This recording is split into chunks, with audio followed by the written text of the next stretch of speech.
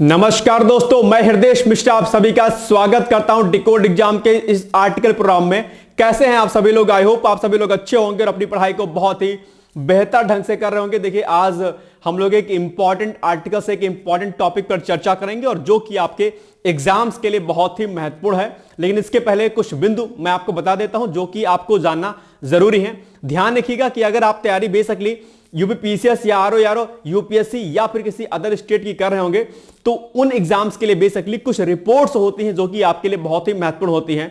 जैसे कि जो आज हम लोग कर रहे हैं वो कर रहे हैं हम लोग भारत वन स्थिति रिपोर्ट 2023 जो कि 18वीं रिपोर्ट है। ठीक है, इसको तो आज हम लोग करेंगे, लेकिन इसके अलावा कुछ महत्वपूर्ण रिपोर्ट्स और होती हैं जो कि आपकी परीक्षा के दृष्टिकोण से बहुत ही महत्वपूर्ण हो जाती हैं। चाहे वो आपकी पशुधन रिपोर्ट हो, चाहे वो आपकी बाघ गणना रिपोर्ट हो या कुछ अन्य रिपोर्ट्स आती रहती है समय समय पर, उन सभी रिपोर्ट्स के बारे में जानना समझना और उनके इंपॉर्टेंट डेटा को कलेक्ट करके अपने न सिर्फ प्री परीक्षा के एग्जाम्स के लिए उसको नोट डाउन करना, बल्कि उसको आपको मुख्य परीक्षा के दृष्टिकोण से भी और साथ ही साथ में निबंध अगर उससे संबंधित आता है तो वहां पर भी वो सारे डेटा बेसिकली क्या होते हैं, आपके काम में आते हैं। और कई बार इन्हीं रिपोर्ट्स के जो इंपॉर्टेंट जो की पॉइंट्स होते हैं वो बेसिकली आपके इंटरव्यू में भी पूछे जाते हैं या पूछे जा सकते हैं। तो इसलिए जो भी रिपोर्ट्स आपकी जारी की जाती है, चाहे कोई नीति आयोग की रिपोर्ट हो, चाहे एजेंडा भारत का कोई रिपोर्ट हो या कोई भी महत्वपूर्ण रिपोर्ट हो किसी भी चीज को लेकर के, वह रिपोर्ट आपके एग्जाम के लिए महत्वपूर्ण हो जाती है। तो आज हम लोग बेसिकली जो रिपोर्ट कर रहे हैं वो कर रहे हैं क्या, भारत वन स्थिति रिपोर्ट 2023। आपको पता होगा ये जो वन स्थिति रिपोर्ट होती है बेसिकली वो प्रति 2 वर्ष पर जारी की जाती है FRI फॉरेस्ट रिसर्च इंस्टीट्यूट के अंतर्गत। तो आप लोग इसको अच्छे से करिएगा और ये बहुत इंपॉर्टेंट वीडियो होने वाला है, धैर्यपूर्वक देखिएगा। और यहां से 1 से 2 प्रश्न डैम श्योर हैं कि आपके एग्जाम में देखने को यहां से मिलेंगे। और इसके पहले आप लोगों ने ऑलरेडी 2021 की रिपोर्ट देखी होगी और 2021 की रिपोर्ट को हमने जो यूपीपीसीएस क्रैश कोर्स चला था उस पर हमने कवरअप किया था। लेकिन आज चूंकि अभी रिपोर्ट हाल ही में प्रकाशित हुई है तो इस पर हम लोग आज चर्चा करने वाले हैं। लेकिन उसके पहले एक सूचना आप लोगों के लिए है कि अगर आपका लक्ष्य यूपीपीएससी आरओ का है तो उसके लिए अभी 31 दिसंबर तक, यानी कि अगर आप ये मेरा वीडियो 31 दिसंबर 2024 तक देखते हैं, उसके पहले देखते हैं, तो आपके लिए आरओ के जो भी कोर्स डिकोड एग्जाम पर चलाए जा रहे हैं उन सभी कोर्सों पर बेसिकली 50% का डिस्काउंट किया जा रहा है। यानी कि अभी आपने जो एग्जाम दिया होगा पीसीएस में, या अगर किसी कारणवश आपकी वो परीक्षा नहीं अच्छी हो पाई है या आपने तैयारी उस लेवल की नहीं की थी, तो अभी आपके पास एक मौका बहुत बेहतर है आरओ अर्थात समीक्षा अधिकारी, सहायक समीक्षा अधिकारी का। और उसके लिए डिकोड एग्जाम पर जो भी आरओ से संबंधित जो भी कोर्स हैं, चाहे वो आपका आरओ प्री का कोर्स हो, आरओ मेंस का कोर्स हो, आरओ फाउंडेशन कोर्स हो या टेस्ट सीरीज हो या वीडियो टेस्ट सीरीज जो कि सबसे अच्छी हमारी चल रही थी, वो सभी अभी ऑफर में है। 50% का डिस्काउंट दिया जा रहा है। तो जैसे कि अगर मैं वीडियो टेस्ट सीरीज की बात करता हूं जो कि आपका चलाया जा रहा है, उस वीडियो टेस्ट सीरीज का जो प्राइस है वो पहले था हमारा 1200 रुपया और अब हो गया है वो 600 यानी कि 600 रुपया। इसी तरीके से जो हमारा फाउंडेशन कोर्स था आरओ का, जहां पर आपको pre plus mains test series, उसमें बाकी राइटिंग स्किल वगैरह सब कुछ सिखाया जाता था, उसकी जो फीस थी वो 7000 थी, 7K थी। इसमें 50% डिस्काउंट करके 3500 यानी कि 3500 रुपए इसकी भी फीस कर दी गई है। और बाकी बहुत सारे कोर्सेज जो आरओ के रिलेटेड थे वो सभी आपके लिए ऑफर है अभी फिलहाल। तो ये जो नीचे नंबर्स दिए गए हैं इन पर आप लोग व्हाट्सएप या कॉल करके डिटेल्स जानकारी यहां से आप लोग प्राप्त कर सकते हैं। ये एक छोटी सी सूचना देनी थी। 31 दिसंबर के बाद अगर आप वीडियो देखेंगे तो वहां पर डिस्काउंट आपको नहीं मिलेगा, या जो भी ऑफर उस समय चल रहा होगा वो आपको मिलेगा, या उसके बाद भी अगर आपको कोर्स ज्वाइन करना होगा तो आप इन नंबरों पर संपर्क कर सकते हैं और कोर्स को ज्वाइन कर सकते हैं। राइट, तो ये होगी छोटी सूचना। और अब हम आते हैं सीधे तौर पर आज के टॉपिक पर। तो टॉपिक बेसिकली क्या है, सबसे पहले आपको यह जानना जरूरी है कि ये जो वन स्थिति रिपोर्ट है बेसिकली ये आपके कहां पर यहां से प्रश्न पूछे जाते हैं। तो प्री में तो ये प्रश्न पूछे जाते हैं सामान्य अध्ययन वाले पेपर में, लेकिन अगर हम बात मुख्य परीक्षा की करते हैं तो मुख्य परीक्षा में जो आपका सामान्य अध्ययन का जो तृतीय प्रश्न पत्र है जिसको जीएस थर्ड बोलते हैं और उसमें जो एनवायरमेंट का सेक्शन है बेसिकली वहां पर यह टॉपिक आपका कोरिलेट करता है, यानी कि सामान्य अध्ययन आपका पेपर थर्ड हो गया। रिपोर्ट के बारे में हमने आपसे चर्चा पहले कर ली कि दरअसल यह रिपोर्ट प्रति 2 वर्ष पर जारी की जाती है। तो यह भी आपके एग्जाम में प्रश्न पूछा जा सकता है कि बताइए जो वन स्थिति रिपोर्ट होती है वो कितने साल पर जारी की जाती है। आप तुरंत उत्तर देंगे प्रति 2 वर्ष पर यह रिपोर्ट जारी की जाती है। राइट, इसके अलावा यह भी प्रश्न आपसे पूछ सकता है कि बताइए इस रिपोर्ट को कब से जारी किया जा रहा है, आप तुरंत उत्तर देंगे 1987 से इसे जो है जारी किया जा रहा है। यह भी फैक्ट इंपॉर्टेंट है। और अभी हाल ही में जो पर्यावरण वन एवं जलवायु परिवर्तन मंत्री हैं, कौन है भाई साहब, श्री भूपेंद्र यादव जी। तो एक फैक्ट तो यही आपका बन जाता है कि बताओ पर्यावरण वन एवं जलवायु परिवर्तन मंत्री कौन है, भूपेंद्र यादव हैं। और इनके ही द्वारा बेसिकली अभी जो आपका वन अनुसंधान संस्थान देहरादून में है, जिसको हम FRI बोलते हैं, जिसको हम लोग फॉरेस्ट रिसर्च इंस्टीट्यूट बोलते हैं, वहीं पर भारत वन स्थिति रिपोर्ट का इन्होंने क्या किया है, विमोचन किया है।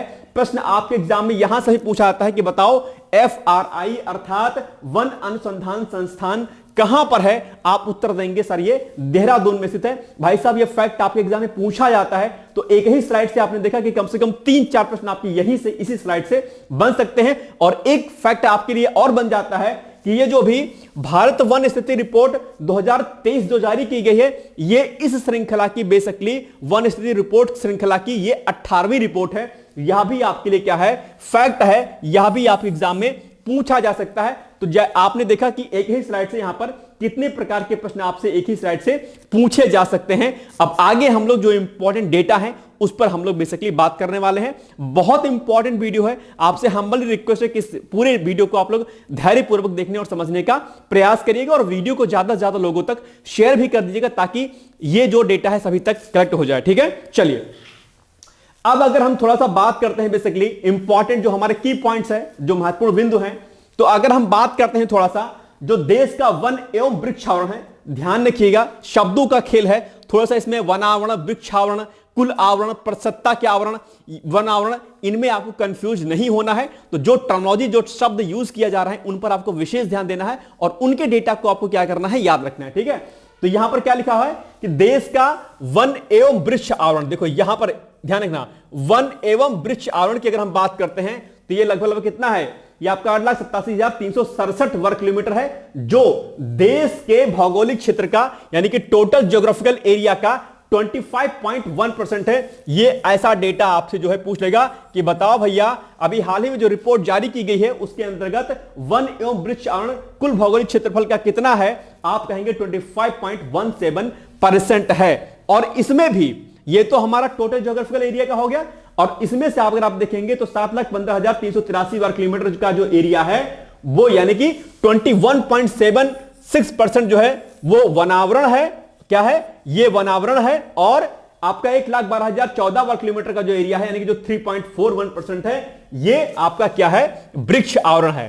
तो ये आपको याद करना है कि ये टोटल 25% वन एवं वृक्ष आवरण का है, ये 21.76% वनावरण है, और आपका 3.41 जो परसेंट है आपका क्या है, वो वृक्ष आवरण है। ये तीन फैक्ट आपके एग्जाम के लिए क्या है, इंपॉर्टेंट है। यानी कि आपको परसेंट जो यहां पे लिखा है, इस परसेंट वाले डेटा को भी आपको याद रखना है। क्या याद रखना है, ध्यान से देखिएगा, ये जो आपका परसेंट दे रखा है इस परसेंट को भी याद रखना है। ठीक है, और इसके अलावा यहां पर जो आपका ये टोटल जो एरिया लिखा है इसको भी आप लोग थोड़ा सा क्या करिएगा, याद कर लीजिएगा। हो सकता है आपसे ये नंबर एग्जैक्ट पूछ ले कि बेसिकली कितना वर्ग किलोमीटर का एरिया इसमें हो रहा है। मेरी बात समझ में आ गई। चलिए आगे हम लोग बढ़ते हैं थोड़ा सा। अब देखिए यहां पर इसके अलावा वर्ष 2021 की तुलना में, यानी कि जो 2021 में रिपोर्ट जारी की गई थी, अगर हम उससे कंपैरिजन करते हैं बेसिकली, तो क्या पाएंगे आप कि वर्ष 2021 की तुलना में देश के वन और वृक्ष आवरण में 1,445 वर्ग किलोमीटर की वृद्धि हुई है। आपके एग्जाम में सीधा प्रश्न पूछ लेगा कि 2021 की तुलना में जो 2023 में जो रिपोर्ट जारी की जा रही 2023 के नाम से 18 रिपोर्ट, उसमें जो है वन और वृक्ष आवरण में कितनी वर्ग किलोमीटर की वृद्धि हुई है, आप कहेंगे 1,445 वर्ग किलोमीटर की वृद्धि हुई है। जिसके अंतर्गत अगर हम वनावरण की बात करते हैं तो वनावरण में 156 वर्ग किलोमीटर, और वृक्ष आवरण की अगर हम बात करेंगे तो उसमें 1289 वर्ग किलोमीटर तक की वृद्धि यहां पर बेसिकली आपको देखी गई है। यह भी डेटा आपके एग्जाम के लिए क्या है, इंपॉर्टेंट है। यानी कि जितने डेटा यहां पर दिए हैं इनको आपको क्या करना है, नोट डाउन कर लेना है अपने एग्जाम के पॉइंट ऑफ से अपनी कॉपी में। इसके लिए एक अलग से नोट्स आप लोग बना दीजिएगा। थोड़ा सा यहां पर पीआईबी के अगर आप इमेज देखेंगे तो यहां पर आपको दे रखा है कि जो टोटल एरिया कवर्ड है आपका बेसिकली वो क्या है, टोटल ज्योग्राफिकल एरिया का 25.17% है आपका। ठीक है, बाकी इसके अलावा जो भी यहां पर डेटा है 0.76% आपका फॉरेस्ट कवर है आपका, और बाकी यहां पर आप देख पा रहे हो ट्री कवर कितना है आपका, ट्री कवर है 3.441%, और increase of 1445 square feet in total forest and tree cover since last assessment in 2021, यानी कि 2021 के डेटा के अनुसार यह डेटा आपको यहां पर दिखाई दे रहा है। इस इमेज को भी आप अच्छे से देख लीजिएगा, आपका इंग्लिश मीडियम वाले जो अभ्यर्थी हैं वो यहां से इसको देख सकते हैं, राइट, ठीक है ना। चलो आगे बढ़े हम लोग। भाई साहब नोट कर लेना, बहुत ही आपके एग्जाम के लिए इंपॉर्टेंट है। इस पेज, ये जो आपका पहला पेज है, ये वाला पेज, और इसी पेज से मैं दावे के साथ कह सकता हूं कि एक प्रश्न आपके एग्जाम में डैम श्योर पूछेगा। 2 स्लाइड सही आपके एग्जाम में एक प्रश्न पक्का पूछेगा, ऐसी मुझे उम्मीद है, और एक फैक्ट आपके मैंग्रोव फॉरेस्ट से भी पूछ लेगा, ठीक है। तो इसको आप लोग नोट डाउन कर लीजिएगा। चले आगे बढ़े हम लोग। चलो भाई, दूसरा, अगर हम लोग बात करते हैं थोड़ा सा डिटेल्स में स्टेट वाइज, तो वन एवं वृक्ष आवरण में अधिकतम वृद्धि दर्शाने वाले शीर्ष राज्य, यानी कि कई बार क्या होता है, जो शीर्ष, जो टॉप मोस्ट जो आपके स्टेट होते हैं, वहां पर आपके एग्जाम में प्रश्न पूछ लिया जाता है। तो क्या कह रहा है यहां पर, बेसिकली आपसे कह रहा है कि वन एवं वृक्ष आवरण में अधिकतम वृद्धि वाले दर्शाने वाले शीर्ष 3, यानी टॉप मोस्ट जो 4 आपकी स्टेट है वो कौन कौन से हैं, यहां पर आप लोग डेटा देख पा रहे होंगे। अगर हम पहले नंबर की बात करते हैं तो वो कौन सा राज्य है, वो है आपका छत्तीसगढ़। छत्तीसगढ़ की अगर बात करते हैं तो 684 वर्ग किलोमीटर का एरिया है आपका, ठीक है। फिर उसके बाद आपका उत्तर प्रदेश है। तो यहां पर बेसिकली आपके उत्तर प्रदेश स्पेशल के रेफरेंस के पॉइंट ऑफ व्यू से आपसे डेटा उत्तर प्रदेश को लेकर के पूछ सकता है कि बताओ वन एवं वृक्ष आवरण में जो है उत्तर प्रदेश का स्थान कौन सा है, आप कहेंगे द्वितीय स्थान है, और 559 वर्ग किलोमीटर का एरिया है, यह भी आपको याद रखना है। फिर उसके बाद उड़ीसा है, और फिर उसके बाद जो है राजस्थान है, 394 वर्ग किलोमीटर का एरिया है आपका। ये 4 के 4 स्टेट बेसिकली आपको क्या करने हैं, याद कर लेने हैं, जो कि आपके एग्जाम के लिए क्या हो जाते हैं, महत्वपूर्ण हो जाते हैं। इसके अलावा अगर हम आगे बढ़ते हैं तो यहां पर अब क्या है, वनावरण की बात, अब यहां पर केवल वनावरण की बात की जा रही है। तो अगर हम केवल वनावरण की बात करते हैं, यानी कि वनावरण में अधिकतम वृद्धि दर्शाने वाले जो शीर्ष 3 राज्य हैं वो कौन से हैं, उसमें आपका जो पहला राज्य है वो आपका क्या है, मिजोरम है, 242 वर्ग किलोमीटर के उस एरिया का है। गुजरात आपका बेसिकली 180 वर्ग किलोमीटर, और उड़ीसा आता है 3rd नंबर पे, यानी कि 152 वर्ग किलोमीटर का जो इसका एरिया है। किसके अंतर्गत, ये है आपका वनावरण के अंतर्गत। ये आप शब्दावलियों पर थोड़ा सा ध्यान दीजिएगा यहां पर, जो कि आपको समझना है, ठीक है, याद रहेगा आपको। ये सारे के सारे डेटा भैया आपको क्या करने हैं, नोट डाउन कर लेने हैं, ठीक है ना। चलो इसके अलावा अब यहां पर है कि क्षेत्रफल की दृष्टि से, वो तो हमने अलग अलग देख लिया। और अगर अब हम बात करते हैं एरिया वाइज, यानी कि क्षेत्रफल के अगर अनुसार अगर हम बात करते हैं, तो क्या लिखा है कि क्षेत्रफल की दृष्टि से सबसे अधिक वन एवं वृक्ष आवरण, ये एरिया के अकॉर्डिंग, क्षेत्रफल के अकॉर्डिंग है। तो क्षेत्रफल के अकॉर्डिंग अगर हम वन और वृक्ष आवरण की बात करते हैं शीर्ष 3 राज्य की, तो उसमें से पहला जो स्टेट है आपका कौन सा है, वो है आपका एमपी, ठीक है, जिसमें 85,724 वर्ग किलोमीटर। अरुणाचल प्रदेश दूसरे नंबर पर है, 67,083 वर्ग किलोमीटर का एरिया है, और महाराष्ट्र में है 65,383 वर्ग किलोमीटर का है। यानी कि एरिया वाइज अगर हम देखेंगे तो एरिया वाइज जो आपका वन एवं वृक्ष आवरण वाले जो शीर्ष 3 राज्य हैं वो मध्य प्रदेश, अरुणाचल प्रदेश और आपके क्या हैं, महाराष्ट्र हैं। यह भी आपको क्या करना है, विशेष तौर पर याद रख लेना है, ठीक है, याद रहेगा ना सारे पॉइंट, इसको अच्छे से रट लेना, इसका एक टेबल बना लेना या फिर चार्ट बना लेना, और अपने जगह पर क्या करना है, इसको नोट डाउन कर लेना, ठीक है ना। चलो आगे बढ़ते हैं हम लोग। अब अगर हम बात करते हैं सिर्फ वनावरण के बारे में, यानी कि अगर क्षेत्रफल के हिसाब से अगर हम सर्वाधिक वनावरण वाले शीर्ष 3 राज्य की बात करते हैं, तो उसमें कौन कौन से राज्य आएंगे, उसमें आपका भी आएगा मध्य प्रदेश हो गया, अरुणाचल प्रदेश हो गया, छत्तीसगढ़ हो गया। इसके पहले क्या था भैया, इसके पहले था आपका बेसिकली यहां पर क्या, ये था आपका क्षेत्रफल की दृष्टि से सबसे अधिक वन एवं वृक्ष आवरण वाला, ठीक है, जिसमें आपका मध्य प्रदेश, अरुणाचल प्रदेश और महाराष्ट्र था। और यहां पर क्या है, क्षेत्रफल की दृष्टि से सर्वाधिक वनावरण वाला, केवल वनावरण की बात हो रही है यहां पर। तो अगर हम केवल वनावरण की बात करेंगे तो मध्य प्रदेश है आपका, फिर अरुणाचल प्रदेश है, छत्तीसगढ़ है। मध्य प्रदेश 77,073 वर्ग किलोमीटर का है, अरुणाचल प्रदेश का एरिया 65,882 वर्ग किलोमीटर का है, और जो छत्तीसगढ़ है वो 55,812 वर्ग किलोमीटर का एरिया है। यानी कि ये टॉप 3 जो है आपके स्टेट किस मामले में है, क्षेत्रफल के मामले में वनावरण वाले हैं, सर्वाधिक वनावरण वाले शीर्ष 3 राज्य, यानी कि टॉप 3 जो है आपके स्टेट है यहां के, ठीक है। आगे बढ़े हम लोग, चलो ये सब भाई साहब नोट करते हुए चलिएगा आप लोग, ओके। चलो आगे बढ़ते हैं हम लोग थोड़ा सा। अब अगर बात करते हैं हम लोग, क्या लिखा है कि कुल भौगोलिक क्षेत्रफल की तुलना में, यानी कि जो टोटल हमारा जो ज्योग्राफिकल एरिया है, अगर हम उसके हिसाब से बात करते हैं तो क्या डेटा दिया गया है कि कुल भौगोलिक क्षेत्रफल की तुलना में वन आवरण के प्रतिशत की दृष्टि में शीर्ष 3 राज्य। प्रतिशत वाला एरिया भी आपके एग्जाम में अक्सर पूछा जाता है, जहां पर आपको क्या होता है, कंफ्यूजन होता है। तो प्रतिशत के मामले में भी आपको कंफ्यूज नहीं होना है, उधर वर्ग किलोमीटर में लिखा था, अब यहां पर प्रतिशतता के मामले में दिया गया है डेटा कि भैया बताओ वन आवरण के प्रतिशत के मामले में जो शीर्ष 3 राज्य हैं वो कौन से हैं।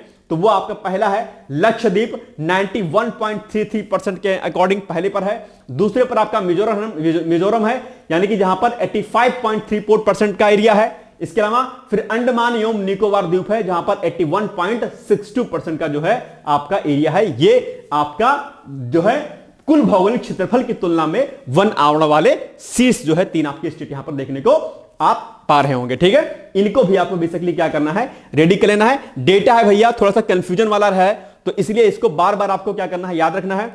15-20 दिन आप सुबह उठिएगा, जहां पर आप नोट डाउन करिएगा उसको आप बार बार रिपीट कर लीजिएगा। ये सारे डेटा आपके जो है दिमाग में फिट हो जाएंगे, ज्यादा लोड लेने की आपको आवश्यकता नहीं है। या फिर आपके घर में जहां पर आप पढ़ रहे होंगे, जो आपके टेबल होगी उसी पर दीवार में आप लोग जो है इस डेटा को सारे चिपका लीजिएगा, सारा डेटा आपको जो है क्या हो जाएगा, याद हो जाएगा। ठीक है, चले आगे बढ़े। दूसरा, अब हम लोग कुछ कुछ पॉइंट्स पर और चर्चा कर लेते हैं जो कि आपके एग्जाम के लिए महत्वपूर्ण है।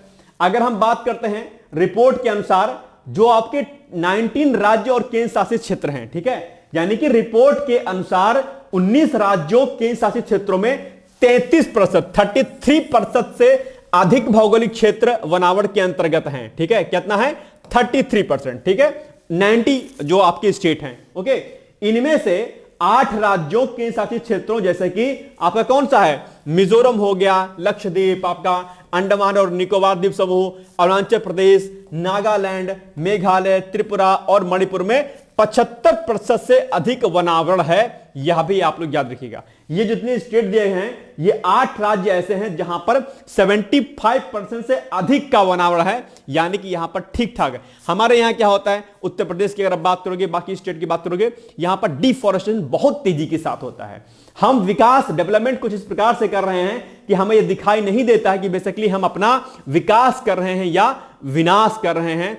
हमसे बेहतर एक जो अनपढ़ व्यक्ति है, जो गांव का व्यक्ति है, वो हमसे क्या होता है, ज्यादा समझदार होता है। उसे पर्यावरण की सुरक्षा भी करनी आती है, उसे अपने आसपास की जो चीजें भी जो है साफ करनी आती है। आप गांव में अगर कभी रहे होंगे तो वहां पे सुबह उठ करके जो घर के सामने का जो एरिया होता है, जिसको हम द्वार बोलते हैं, ठीक है, उसको उस पर क्या किया जाता है, झाड़ू लगाया जाता है। मां हमारी जहां पर खाना बनाती है उस एरिया को साफ किया जाता है। लेकिन शहरों में क्या होता है, किचन जैसा है वैसा पड़ा रह गया, सुबह बिना जो है क्या कहते हैं सफाई की खाना बन रहा है, बाहर कोई सफाई करने से कोई मतलब नहीं है। तो ये सब चीजें क्या है, दरअसल नहीं सही है। और हम लोग विकास के नाम पर बेसिकली क्या कर रहे हैं, पर्यावरण को बहुत व्यापक स्तर पर क्या कर रहे हैं, क्षति पहुंचा रहे हैं। और सबसे बड़ी बात है कि इस समय जो भी डेटा भी आया हुआ है, मैंग्रोव फॉरेस्ट की कुछ कुछ स्टेट में क्या हुई, कमी भी आई है। तो ये जो हम विकास बेसिकली कर रहे हैं वो गलत है। डिफॉरेस्टेशन नहीं करना चाहिए, एक बहुत बड़ा जो है नुकसान होता है। कार्बन एक्सपेंशन की बात करते हैं, ग्लोबल वार्मिंग की बात करते हैं, ओजोन डिप्लेशन की बात करते हैं। ये सब चीजें कहीं ना कहीं बहुत ज्यादा तेजी के साथ बढ़ने लगेंगी अगर हम लोगों ने फॉरेस्ट कटिंग को यानी कि डिफॉरेस्टेशन को नहीं रोका तो। ठीक है, चलिए अब अगर हम कुल कच्छ वनस्पति के आवरण की बात करते हैं तो यह है 4992 वर्ग किलोमीटर आपका जो है टोटल ये कुल कच्छ वनस्पति है। ये आप यहां पर इसको भी देख सकते हैं। ठीक है, याद रहेगा। चलिए आगे बढ़ते हैं।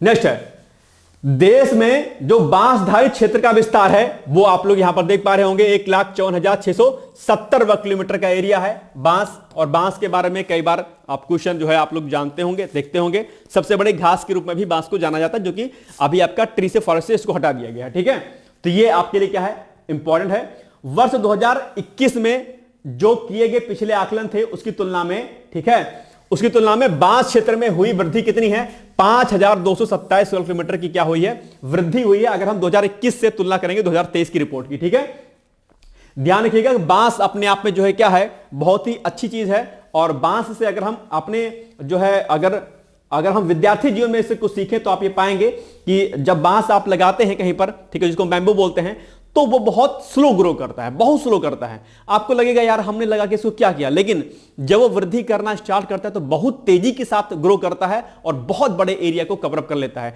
ठीक उसी प्रकार से कई बार क्या होता है कि जब हमें एक लंबे समय तक हमें सफलता नहीं मिलती है, हम असफलता में रहते हैं, तो कई बार हमको लगता है यार कि हमारा ग्रो नहीं हो रहा है, हम कहीं आगे नहीं बढ़ पा रहे। लेकिन अगर आपने निरंतर मेहनत की होगी, यदि आपने बांस को अच्छे से उसकी रखवाली की होगी, अच्छे से उसको पानी दिया होगा, तो ठीक उसी प्रकार से यदि आपने अपने आप को पढ़ाई की होगी, मेहनत की होगी, तो एक दिन ऐसा आएगा कि आप टॉप मोस्ट सर्विस में जाओगे। हो सकता है कि आपका लेखपाल का एग्जाम ना निकला हो सकता है कि आपका बीडीओ का एग्जाम ना निकला हो सकता है यूपी ट्रिपल एससी या एसएससी का एग्जाम ना निकला हो, लेकिन वही छात्र हो सकता है यूपीएससी में आईएएस के रैंक में टॉप मोस्ट पहुंच जाए, पीसीएस में टॉप मोस्ट पहुंच जाए, आरओ में शीर्ष स्थान पर पहुंच जाए। ऐसा मुमकिन है, इसलिए ध्यान रखिएगा, धैर्य जरूर धारण करके चलिएगा, यह आपके लिए क्या है, बहुत ही महत्वपूर्ण है। तो बात बैम्बो की आ गई थी, बांस की आ गई, तो मैंने कहा थोड़ा सा मैं आपको समझा दूं, क्योंकि कई बार क्या होता है कि आप पढ़ते समय डिमोटिवेट हो जाते हो। जैसे कि अभी पीसीएस का एग्जाम हुआ था, आप लोग बहुत ज्यादा हताश हो गए 2024 के पीसीएस के एग्जाम से। हताश नहीं होना है, निराश नहीं होना आपको, ठीक है। आगे बढ़ते हैं हम लोग। नेक्स्ट है,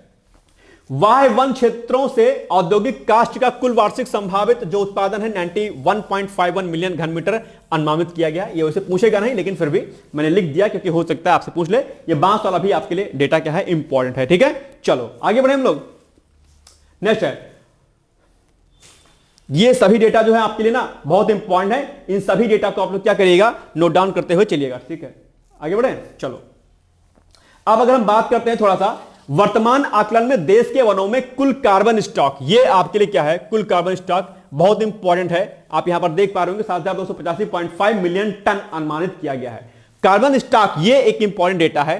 कार्बन की बात करते हैं, कार्बन एक्सट्रैक्शन को रोकने की बात करते हैं, ठीक है, जीरो कार्बन की बात करते हैं, तो इसलिए कार्बन स्टॉक जो आपका है, ये आपके डेटा क्या है, इंपॉर्टेंट है। तो कार्बन स्टॉक 7285.5 जो है मिलियन टन अनुमानित किया गया है। वर्ष 2021 की तुलना अगर हम करते हैं बेसिकली, तो वर्ष 2021 की तुलना में देश के कार्बन स्टॉक में 81.5 मिलियन टन की क्या हुई है, वृद्धि हुई है। एक अच्छा अपने आप में क्या संदेश है, आप इसको देख सकते हैं। और अगर हम शीर्ष 3 राज्यों की बात करते हैं, तो पहले पर है आंध्र प्रदेश, फिर मध्य प्रदेश और फिर क्या है आपका छत्तीसगढ़ है। ये भी आप लोग जो है याद कर सकते हैं। और यहां पर इमेज के माध्यम से आप लोग देख पा रहे होंगे कि यहां पे कुछ डेटा दे रखा है कि इंडिया जो कार्बन आपका स्टॉक हैज रीच्ड 33.53 बिलियन जो है टन्स है आपका ऑफ CO2 इक्विवेलेंट है। India has release 2.29 billion tons of additional carbon sink as against the target of 2.523 billion tons by 2030 compared to the base year of 2005 यानी कि 2005 के आधार वर्ष के आधार पर जो है ये डेटा आपको यहां पर दिया गया है। ये डेटा आपके लिए क्या है, इंपॉर्टेंट है। इस इमेज को आप लोग चाहें तो इसको जूम करके अच्छे से देख लीजिएगा, आपके लिए क्या है, बहुत ही इंपॉर्टेंट है। इंग्लिश मीडियम वाले अभ्यर्थी इसको जूम करके देख लीजिएगा, इंपॉर्टेंट डेटा यहां पर आपके लिए मेंशन किया गया है, ठीक है ना। चलो आगे बढ़े हम लोग। ये इंपॉर्टेंट है भाई साहब कार्बन स्टॉक वाला, ठीक है। कार्बन स्टॉक क्या होता है, कैसे होता है, ये सब चीजें भी आपके लिए जरूरी है, ठीक है। चलिए अब अगर हम वनाग्नि की बात करते हैं, आप लोग सुनते होंगे, समझते होंगे वनाग्नि क्या होती है। कई बार यहां पर आपके मुख्य परीक्षा में प्रश्न पूछ जाता है कि वनाग्नि क्या होती है, वनाग्नि की क्या कारण है, वनाग्नि को रोकने के लिए भारत सरकार ने क्या कुछ कदम उठाए हैं। तो वनाग्नि की अगर बात करते हैं, यानी जिसको हम फॉरेस्ट फायर कहते हैं, यानी कि जो जंगलों की आग है, उसके मामले में यानी कि कहां कहां पर सबसे ज्यादा आग लगी है, तो उसकी अगर हम बात करते हैं तो पहले नंबर पर उत्तराखंड है, दूसरे पर उड़ीसा है और तीसरे पर क्या है आपका छत्तीसगढ़ है। इसके वनाग्नि के बहुत सारे कारण हैं। आजकल आप लोग देख रहे होंगे पर्यटन अपने आप पे बहुत तेजी के साथ विकसित हो रहा है, और उसमें क्या हो रहा है, लोग जंगलों में जाते हैं, वहां पर खाते पीते हैं, मौज मस्ती करते हैं, ठीक। कई बार क्या होता है, खाना बनाते समय माचिस लग जाती है, या क्योंकि सूखे पत्ते पड़े होते हैं, आग बड़ी तेजी के साथ क्या होती है, चलती है। इसके अलावा प्राकृतिक कारण भी हैं, क्योंकि जो प्लांट्स हैं उसकी पत्तियां आपस में रगड़ती हैं, टहनियां आपस में रगड़ती हैं, और वहां से घर्षण के उत्पन्न होने से जो है क्या होता है, आग लग जाती है। इसके अलावा कई प्रकार की अन्य गतिविधियां भी की जाती हैं, वहां पर हो जाती है। कई बार लोग स्मोकिंग करते हैं, उसके बाद उसको जो छोड़ देते हैं और उसकी वजह से भी कई बार क्या होता है कि वहां पर अग्नि लग जाती है, और कई अन्य प्रमुख कारण भी होते हैं जो कि इसके लिए क्या होते हैं, रिस्पॉन्सिबल होते हैं। तो वनाग्नि क्या होता है, वनाग्नि को दूर करने के लिए क्या कुछ उपाय किए जा सकते हैं, इस पर आपके निबंध में भी प्रश्न पूछा जा सकता है, प्री और मेंस में भी प्रश्न पूछा जा सकता है, और जो है इंटरव्यू में भी वनाग्नि को लेकर के प्रश्न आपके एग्जाम में पूछा जाता है। तो वनाग्नि जिसको हम फर्स्ट फायर कहते हैं, इसको आप लोग एक बार डिटेल्स में अपने यूपीएससी पीसीएस या अदर स्टेट के पीसीएस के एग्जाम के पॉइंट ऑफ व्यू से आप लोग क्या करिएगा, इसको रेडी कर लीजिएगा। वनाग्नि वाला टॉपिक ये निबंध के लिए भी क्या है, आपके लिए इंपॉर्टेंट है। ठीक है, तो ये डेटा तो आप लोग को याद रखना है कि 2023-24 के मध्य की अगर हम वनाग्नि के मामले में शीर्ष 3 राज्य की बात करते हैं तो ये 3 स्टेट हैं, लेकिन इसके अलावा इसको भी आपको डिटेल्स में क्या करना है, तैयार कर लेना है। ठीक है, इन सारे बिंदु को आपको विशेष तौर पर याद करना है, इसको स्किप आपको बिल्कुल भी नहीं करना है। ठीक है, चलो आगे बढ़ते हैं।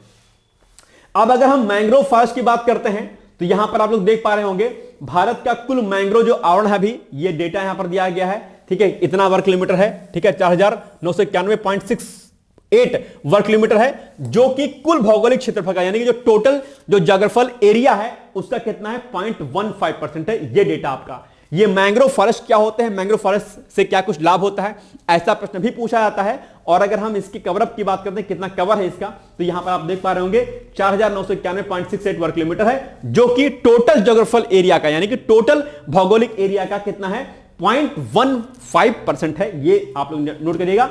और अगर हम बात 2021 की जो रिपोर्ट आई थी, 2021 की तुलना में 7.43 वर्ग किलोमीटर की कमी आई है। वही मैं भी आपसे कह रहा था कि मैंग्रोव फॉरेस्ट में क्या हुई, बेसिकली कमी आई है। तो ये डेटा आपके लिए इंपॉर्टेंट है, इसको भी आप लोग क्या करिएगा, नोट डाउन कर लीजिएगा अपनी कॉपी में। ठीक है ना, आगे बढ़ते हैं हम लोग थोड़ा सा। अब अगर बात करते हैं एनडीसी के लक्ष्यों की, बेसिकली तो एनडीसी के लक्ष्यों की प्राप्ति के संबंध में अगर आप बात करेंगे तो वर्तमान आकलन से यानी कि जो अभी रिपोर्ट अभी आपकी 2023 की आई हुई है, उस रिपोर्ट के अकॉर्डिंग ज्ञात होता है कि भारत का कार्बन जो स्टॉक है कितना 33.43 बिलियन टन CO2 के समतुल्य तक पहुंच गया है, जो दर्शाता है यानी कि जो आपको दिखाता है बेसिकली कि 2005 का जो आधार वर्ष है उसकी तुलना में भारत पहले ही 2.29 बिलियन टन अतिरिक्त कार्बन सिंक तक पहुंच गया है, जबकि 2030 तक 2.5 से 3 बिलियन तक टन का लक्ष्य रखा गया है, जो कि अभी हमने आपको यहां पर पिछले स्लाइड में आपको दिखाया था। अगर आप थोड़ा सा ध्यान देंगे तो ये जो हमने आपको दिखाया था ये वही डेटा है आपको। ठीक है, ये जो डेटा हमने आपको यहां पर बताया है टोटल। ठीक है, तो इसको भी आप लोग क्या करिएगा, नोट डाउन कर लीजिएगा। ठीक है ना, चलो आगे बढ़ते हैं हम लोग। अब अगर बात करते हैं थोड़ा सा हम लोग बेसिकली तो ये अब देखो यहां तक जो आपका डेटा हमने दिया है, ये फॉरेस्ट रिपोर्ट 2023 का जो है उसके अकॉर्डिंग हमने आपको यहां पर दे दिया। यानी कि जो अभी हाल ही में 2023 की रिपोर्ट जो जारी हुई है, वन स्थिति रिपोर्ट, ये आपके लिए इंपॉर्टेंट थी। इन सभी स्लाइड्स को आप लोग क्या करिएगा, अच्छे तरीके से अपने एग्जाम के पॉइंट ऑफ व्यू से नोट डाउन कर लीजिएगा। ठीक है, इतना ही आपके लिए जरूरी था। और स्टार्टिंग जो आपकी 2, 3, 4 स्लाइड हैं वो आपके लिए क्या है, सबसे ज्यादा महत्वपूर्ण है। वैसे तो ये सारी की सारी रिपोर्ट्स आपके लिए बहुत इंपॉर्टेंट है, जितनी भी मतलब जितने की पॉइंट्स इसके दिए सभी इंपॉर्टेंट है, लेकिन स्टार्टिंग जो आपकी 3-4 स्लाइड हैं वो आपके लिए क्या है, सबसे ज्यादा महत्वपूर्ण है। इसको भी आपको याद रखना है। अब अगर हम आगे बात करते हैं, एक बार थोड़ा सा वन संरक्षण के प्रयास के बारे में बात करते हैं, तो उसमें राष्ट्रीय वन नीति के बारे में आप लोग जानते होंगे, नेशनल फॉरेस्ट पॉलिसी। कई बार आपके एग्जाम में यही पूछ लेता है। अब रिपोर्ट हम लोग पढ़ रहे हैं तो थोड़ा सा इसके बारे में पढ़ लेते हैं एक बार कि क्या कुछ ये है। तो अगर हम इसको थोड़ा सा देखते हैं तो वर्ष 1894 में यानी कि 1894 में देश की पहली राष्ट्रीय वन नीति की घोषणा की गई। आपके एग्जाम में यही फैक्ट आपके पूछ सकता है। ठीक है, जिसके अनुसार वनों की देखरेख के लिए विकास समिति तथा हर प्रांत में वन विभागों की स्थापना की गई थी। एक बात। दूसरा, स्वतंत्र भारत की पहली वन नीति की अगर बात करते हैं, यह भी फैक्ट आपके एग्जाम के लिए क्या है, जरूरी है। तो अगर हम 1947 की अगर बात करते हैं तो उसके बाद भारत की पहली वन नीति वर्ष 1952 में अपनाई गई। इस नीति में वनों के संरक्षण और उसके बेहतर उपयोग की बात की गई तथा राष्ट्रीय आवश्यकताओं के अनुसार जो है 1894 की नीति में परिवर्तन भी किया गया था। यानी कि जो पहले आपकी बनी थी इसमें क्या किया गया, परिवर्तन किया गया, जब 1952 में आपकी रिपोर्ट आई, पहली बार आई देश की आजादी के बाद। ठीक है, चलिए आगे बात करते हैं। वर्ष 1952 के नीति को भारत सरकार द्वारा सितंबर 1988 के अनुसार संशोधित किया गया, जिसका मुख्य उद्देश्य वनों के विनाश को रोकना था, वनों की सुरक्षा एवं संरक्षण को बढ़ावा देना था। ठीक है सॉरी।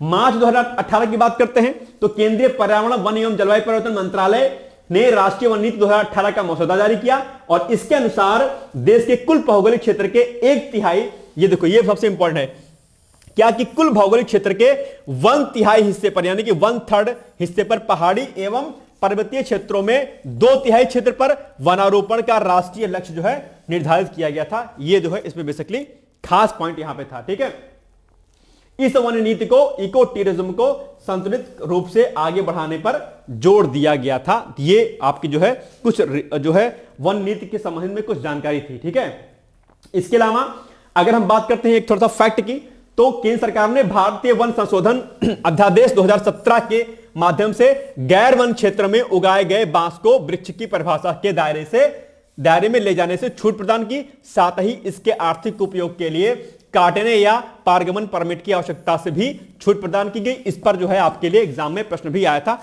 पीसीएस में ही प्रश्न आया था इसके लिए। ठीक है, कि इसको जो है बेसिकली क्या किया गया, छूट दे दिया गया। ठीक है, गैर वन क्षेत्र में उगाए गए बांस को वृक्ष की परिभाषा से क्या किया गया, दूर कर दिया गया। किसको, बैम्बू को, यानी कि बांस को। ठीक है, तो ये कुछ इंपॉर्टेंट फैक्ट थे जो आपके एग्जाम के लिए जरूरी थे। ये जो आपका रिपोर्ट जो जारी की जाती है वो अलग अलग माध्यमों से जारी की जाती है। आप लोग एक टर्मिनोलॉजी सुनते होंगे, बेसिकली रिमोट सेंसिंग सुनते होंगे, है ना। शायद कई लोग रिमोट सेंसिंग में डिप्लोमा भी किए हों, कई बार रिमोट सेंसिंग से लोग एमएससी भी करते हैं, जिसके माध्यम से हम लोग रिमोट सेंसिंग के माध्यम से हम लोग फॉरेस्ट कवर को देखते हैं, डेटा कलेक्ट करते हैं और अलग अलग विभिन्न प्रकार की चीजों को भी कलेक्ट कर वहां से करते हैं। तो ये रिपोर्ट आपके लिए जानना और समझना जरूरी थी, जहां से आपके एग्जाम में प्रश्न पूछे जा सकते हैं। आई होप कि आपको ये चीजें जो है समझ में आई होंगी। ठीक है, अब आपके लिए एक अभ्यास प्रश्न है जिसका उत्तर आपको देना है। बेसिकली आज के ही वीडियो में इसका उत्तर छिपा हुआ है। मुझे पूरी उम्मीद है कि आप इसका जो है उत्तर जरूर देंगे। और बात हम करते हैं कि तो हाल ही में कौन सी वन स्थिति रिपोर्ट जारी की गई है। ठीक है, यानी कि 16वीं रिपोर्ट है, वो 19वीं रिपोर्ट है, 18वीं रिपोर्ट है या फिर 23वीं रिपोर्ट है। बहुत आसान सा उत्तर है। मुझे पूरी उम्मीद है कि आप इसका उत्तर कमेंट बॉक्स में जाकर के जरूर देंगे। और अब इसके अलावा आपके लिए एक जो है अभ्यास प्रश्न भी हम देते हैं कि बताओ मैंग्रोव फॉरेस्ट क्या होते हैं, विस्तार पूर्वक समझाइए। ये आपके पीसीएस के लिए, यूपीएससी के लिए या किसी अदर स्टेट पीसीएस के एग्जाम के लिए क्या है, ये जरूरी है। तो इसको भी आप लोग लिखने की थोड़ा सा कोशिश करिएगा कि बेसिकली मैंग्रोव जो फॉरेस्ट होते हैं वो क्या होते हैं। ठीक है, चलिए इसके अलावा एक सूचना मैं आपको और दे दूं कि अगर आपका लक्ष्य बेसिकली यूपी पीसीएस 2025 या 26 के आगे का है, तो उसके लिए डिकोड एग्जाम ने फाउंडेशन कोर्स शुरू किया है 2025 के नाम से, जिसको ज्वाइन करके आप पीसीएस परीक्षा की तैयारी कर सकते हैं। और इसको ज्वाइन करने के साथ साथ में आप इसी के साथ में आप आरओ की भी तैयारी कर सकते हैं। इंटीग्रेटेड प्रोग्राम है, दैट मींस कि यहां पर आपको pre plus mains plus interview सब कुछ तैयारी कराई जाएगी इसकी। और एक आपको शेड्यूल दिया जाएगा, रिकॉर्डेड वीडियो लेक्चर्स होंगे, शेड्यूल के अकॉर्डिंग सारी क्लासेस आपकी चलेंगी, पीडीएफ फाइल में आपको नोट्स दिए जाएंगे, बायलैंग्वेज नोट्स आपके होंगे। ठीक है, इसके अलावा सभी टीचरों से आपको बात करने का मौका मिलेगा। यदि किसी भी विषय के किसी भी टॉपिक में कोई दिक्कत है, आप उस संबंधित विषय के टीचर से आप जो है बात कर पाएंगे। इसके अलावा अगर हम बात करते हैं तो यहां पर जो है आपको इस पूरे कोर्स में pre plus mains plus interview की गाइडेंस का सारा कुछ बता ही जाएगा। लेकिन इसके अलावा यहां पर प्री की टेस्ट सीरीज आपको दी जाएगी, मेंस की टेस्ट सीरीज दी जाएगी, आपको प्री का पीवाईक्यूज कराया जाएगा, मेंस का पीवाईक्यूज कराया जाएगा, आपको डेली आंसर राइटिंग प्रैक्टिस जो कि सबसे महत्वपूर्ण होती है इस तैयारी के दौरान, जो कि अभ्यर्थी नहीं करते हैं, यह भी आपको कराया जाएगा। और इसी के अलावा जो क्लास आप पढ़ेंगे उस पर बेस्ड जो है आपको जो है क्विज भी कराई जाएगी टेलीग्राम के माध्यम से। तो ये सारा कार्यक्रम आपको साथ साथ में जो है होता रहेगा।